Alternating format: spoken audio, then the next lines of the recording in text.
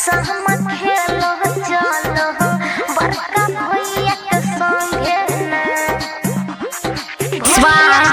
DJ Ramkumar Kalapati Madhubani present by Vidyanand music DJ Dilip Sharma mix by Babu Vidyanand सुनौला Chandrabhan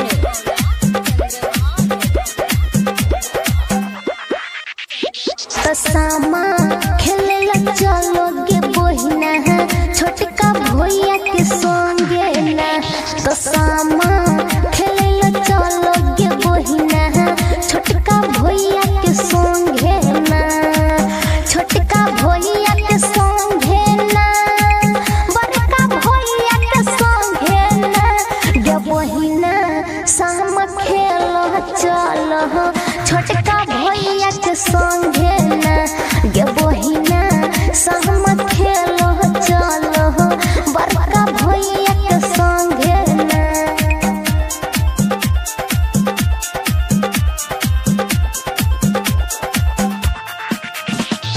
DJ Dilip Sharma mix by Babu Vidyanand Gopalganj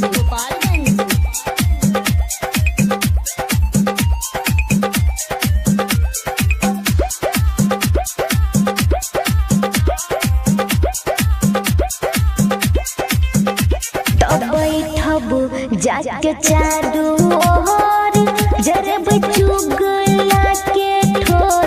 गे बहिना चुगला के ठोर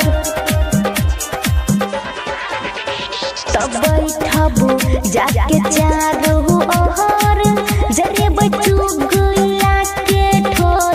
गे बहिना चुगला के ठोर तब भौजी बैठल से देखी क्या ना अपन भैया के लगई ना। तो सामा खेले लो चलू गे बहिना छोटका भैया के संगे ना। तो सामा खेले लो चलू गे बहिना छोटका भैया के संगे ना।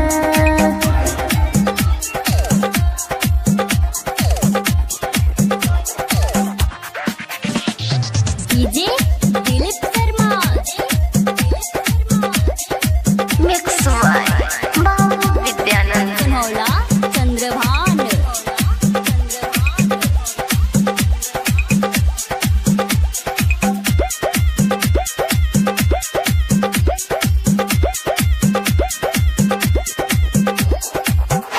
तो नचबई डीजे के बजा के दूर श्यामा के सजा के। गे बहिना श्यामा के सजा के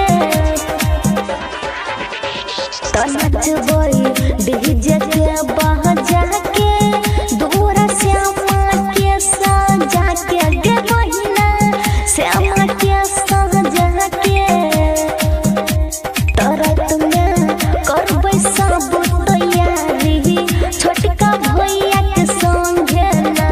तो सामा खेले ला जेबै गे बहिना बड़का भैया के संगे ना।